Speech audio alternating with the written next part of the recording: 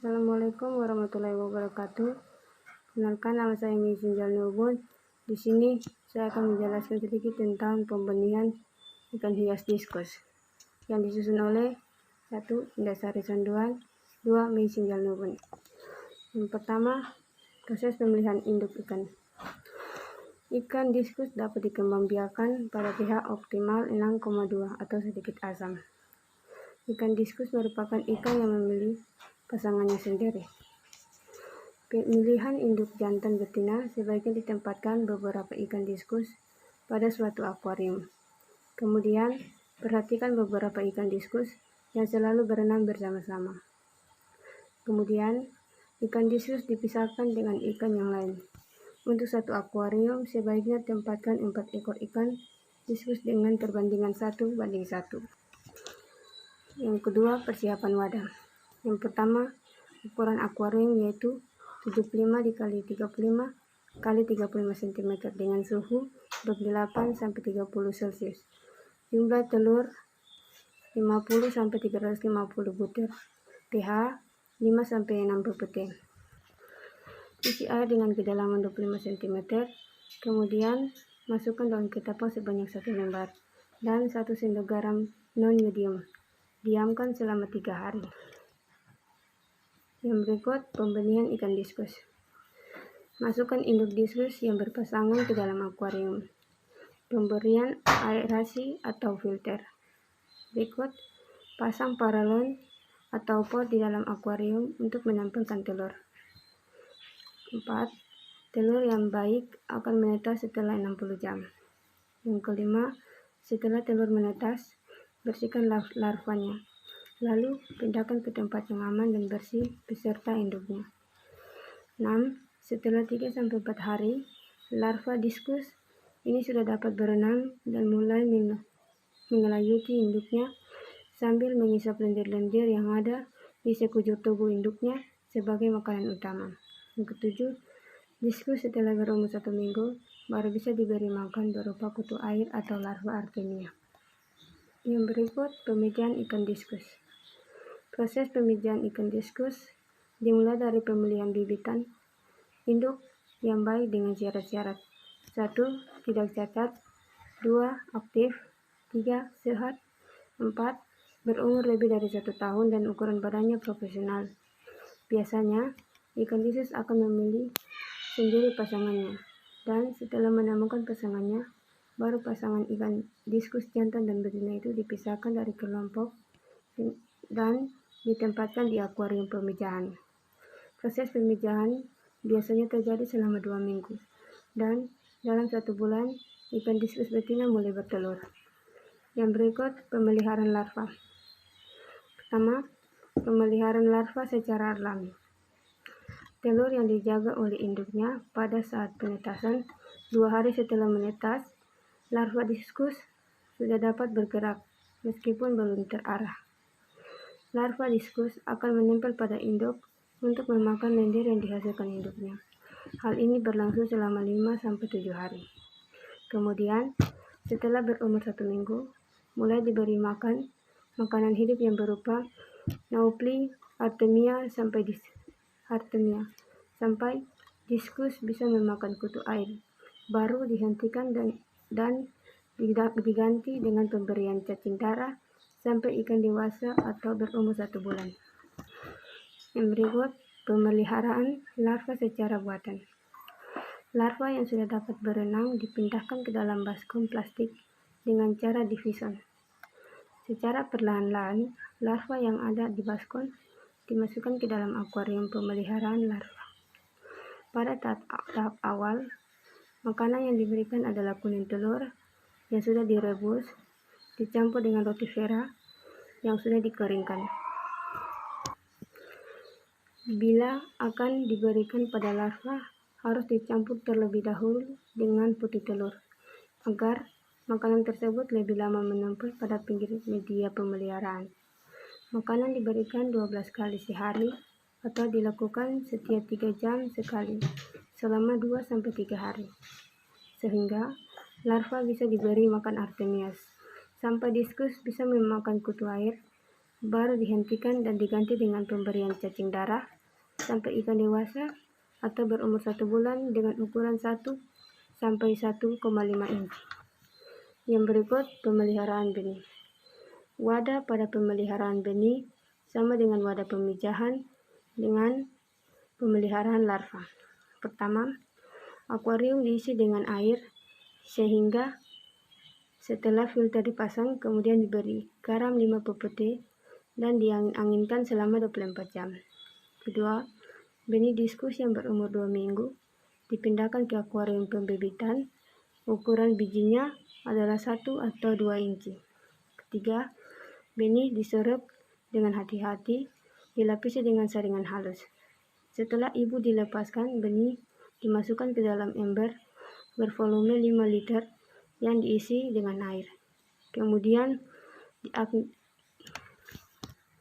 diaklimatisasi dan dimasukkan ke dalam akuarium baru. Keempat, pakan diperoleh dari biji diskus, yaitu Artemia nauplii dan larva. Kelima, Nauplii Artemia diberikan 50 liter sampai bijinya berumur 1 bulan. Keenam, frekuensi menyusui adalah 3 kali 1 hari dengan jumlah masing-masing 100 ml per akuarium. Ketujuh, penggantian air dilakukan setiap pagi dengan total penggantian sekitar 40%. Yang berikut, pakan. Makanan terbaik untuk diskus adalah pakan hidup yang meliputi cacing darah, cacing hitam, dan juga cacing putih. Semua itu adalah jenis makanan terbaik untuk ikan diskus dalam hal kandungan nutrisi. Selain itu, mereka dapat dengan mudah diperoleh di hampir semua toko ikan hias setempat dan dapat diawetkan cukup lama untuk diberikan pada ikan diskus di kemudian hari. Berikut adalah pakan hias diskus. Di alam liar, ikan diskus merupakan omnivora opportunistik yang memakan invertebrata serta tumbuhan. Saat mereka makan, mereka akan mengulum makanan mereka, meludahkannya, kemudian menangkapnya kembali lantas menelannya. Secara umum, diskus tak punya persyaratan makan khusus. Mereka bisa tumbuh hanya dengan makanan ikan biasa yang kaya protein. Walau demikian, diskus kadang bersikap hati-hati terhadap makanan baru. Mereka sudah biasa memiliki untuk tak makan berhari-hari daripada mengonsumsi makanan baru. Makanan terbaik untuk diskus adalah pakan hidup yang meliputi cacing darah, cacing hitam, dan juga cacing putih. Semua ini adalah jenis makanan terbaik untuk ikan diskus. Dalam hal kandungan nutrisi, selain itu, mereka dapat dengan mudah diperoleh di hampir semua toko ikan hias setempat dan dapat diletakkan cukup lama untuk diberikan pakan hias diskus ini kemudian hari. Selanjutnya, kualitas air. Kualitas air sangat mempengaruhi keberhasilan pemijahan ikan diskus. Parameter kualitas air untuk pemijahan diskus antara lain pH antara 6,3 sampai 6,8 keseharian dan antara lain kesadahan air antara 1 sampai 3 ODH. Suhu air antara 28 sampai 30 derajat Celcius. Bebas dari klorin dan logam berat, terkena cahaya cukup baik, tetapi tidak terkena cahaya matahari secara langsung. Pada dasarnya, air tanah sangat baik digunakan untuk memijah ikan karena banyak mengandung mineral. Penyakit non-parasiten adalah penyakit yang disebabkan oleh faktor-faktor selain parasit. Biasanya faktor lingkungan dan makanan merupakan penyebab utama timbulnya penyakit tersebut. Penyakit parasiter adalah penyakit yang timbul pada tubuh ikan yang disebabkan oleh adanya organ lain atau parasit. Penyakit non-parasiter: A. Perut kembung, B. sembelit. Penyakit parasiter bintik putih atau velvet. Selanjutnya pembesaran, pemindahan antara diskus berusia 1 bulan dan induknya ke akuarium berukuran 120 kali 50 kali 50 cm. Setelah besar, pemindahan diskus ke akuarium yang lebih luas lagi. Agar terlihat bagus, diskus sebaiknya ditempatkan di akuarium standar atau induk 50 kali 50 kali 40 cm dan anakan diskus 50 kali 100 kali 35 cm. Agar ikan hias diskus tetap hidup dengan baik, sediakan pakan alami seperti Daphnia, cacing sutra, cacing super, jentik nyamuk, udang, dan sejenisnya. Diskus juga suka mengonsumsi pakan buatan campuran dari jantung hati, daging, udang, ikan, dan sayuran. Sebaiknya budidaya ikan diskus dilakukan secara kelompok.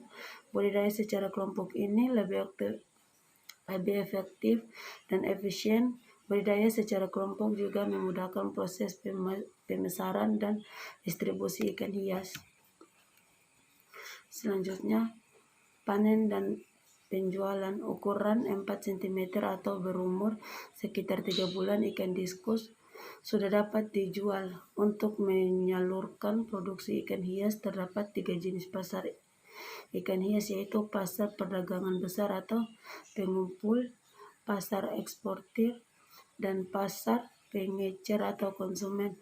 Pada pasar pandangan pengumpul bertemu petani ikan hias sebagai penjual dan pedagang, pengumpul sebagai pembeli. Dalam hal ini terjadi hubungan dagang yang sangat kuat karena pedagang pengumpul aktif membina petani ikan hias dalam teknik budidaya dan pemasaran, sehingga petani harus menjual produknya kepada pedagang pengumpul yang membenihnya.